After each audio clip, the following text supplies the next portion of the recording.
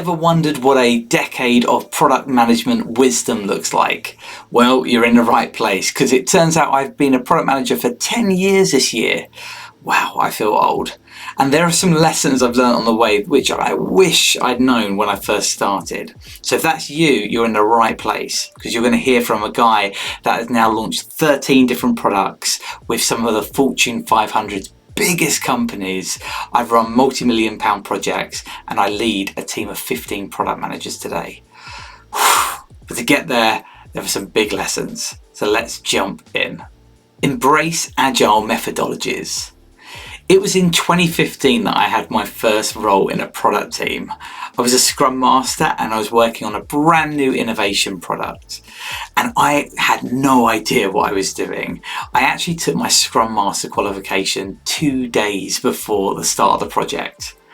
But what I learned really quickly is when you've got a cross-functional team, so you've got designers, developers, testers, BAs, all working together, if you can facilitate them in the right way, together they can collectively find the right ways to solve big problems and produce products that users are going to love.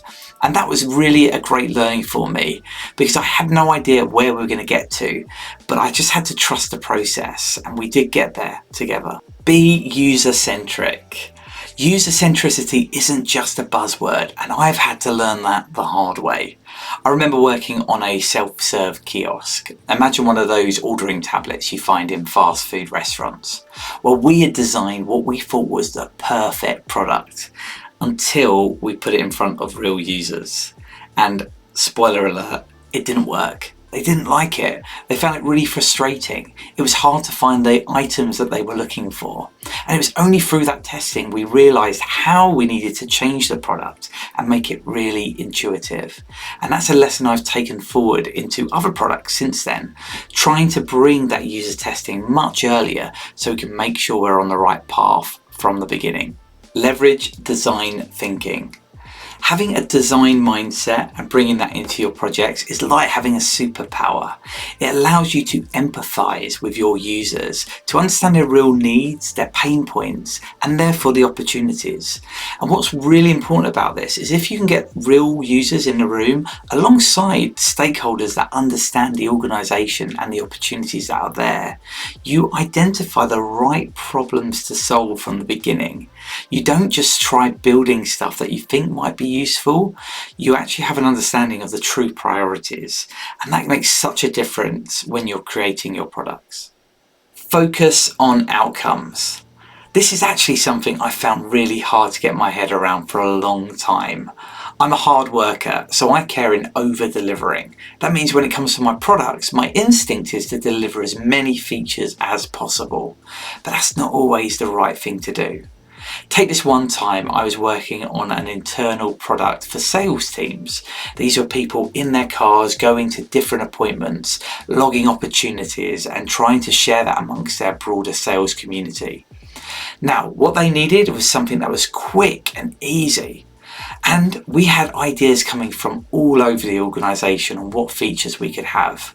And initially, my instinct was, sure, let's do it. Let's get as much in as possible. But the impact was it took us longer to get the product to market. And at one point we just took a pause and we said, actually, what's going to make the biggest impact here and what's the minimal we can get out with? And that made a big difference because we were able to give it to them earlier and then iterate with them once it was live. Test and learn. I've come to realise that some of my favourite product people are kind of like mad scientists. Yeah, bear with me a second. What I mean is when they're working on innovative products, they take an experimentation approach. They think about how can they test and learn what way is the best. Sometimes that's testing which is the most desirable option. They might create a number of different designs, for instance, and put them out there and see what users respond best to. Sometimes it's about seeing what's technically feasible. They run short spikes to understand whether they can possibly do a certain thing with the technology they have. Or it can be talking about viability. Can the organisation deliver this thing? Do they have the data available? Do they have the processes in place that means they can support this? And if you take that mindset, if you go, well, we want to achieve this thing, maybe we've got this feature idea that's quite high level, but we try a number of different approaches very quickly, you get to really innovative, unique products. And I love that. Be data-centric. Data is your best friend as a product manager. It can help you make decisions, it can allow you to track progress and also measure success. But you have to put the right things in place to be able to gather the data in the first place. Maybe that is your own project management software, so you can track how people are progressing on individual tasks towards the end goal. So you can know how long it took to do one thing and therefore how long it might take to do the next thing. Equally, if you're going to put a product out there onto market, you need to put some analytics in place. That could be in the form of website or app analytics, for instance, but it also could be surveys that you're sending out to customers. You need to find ways to get data insights. When you're in a stuck place, and I've been in a lot of these situations where I'm not quite sure the right way to go, this is where it's really helpful to you. It can help you make a decision or at least back up where your intuition is. I love data and you should learn to love it too. Collaborate closely with stakeholders. There are very few things more intimidating for a product manager than having to present to a bunch of key stakeholders that you've not kept in the loop. They'll normally have loads of questions for you and probably disagree with some of the choices you've made. I had a few products when I first started where I just hid away from these engagements.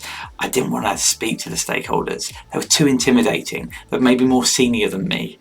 But as a result of not engaging them early and bringing them on the journey, I actually made it a lot harder for myself. And I would so encourage you to involve all the people that you think might have an opinion about your product really early and bring them on the journey with you. They might actually be able to help you on a lot of choices and be able to unlock problems or blockers that you might face. But more than anything, by bringing them on side early, they'll help you when you get later in the product. They won't stand in your way and you won't find yourselves in some sweaty, scary meeting that you just aren't prepared for. Adapt and evolve.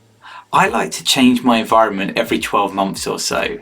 I think adaptability is really crucial in product management. No product is the same, and it's great to work with new teams and different ways of working every now and then to push yourself to learn something new. The only constant in this world is change, and that is especially true in product. So push yourself, try something new. And there you have it, 10 years of product management advice in 8 minutes. Pretty incredible. If you are a new product manager and you've just watched this, you're in such a better place than I was when I first started, I can tell you. And if you've been watching this and maybe you're a little bit of a way into your journey, I'd love it if you could let me know in the comments below. What have you learned about product management since starting that you never expected? If you did like this video, I'd love it if you could like the video and subscribe to the channel. You can follow me on here to hear more about product management tips, especially in the modern world where we're using different tools such as AI. In the meantime, I've just reflected on a lot of lessons learned, and some of them were a bit stressful at the time, so I might just go for a lie down.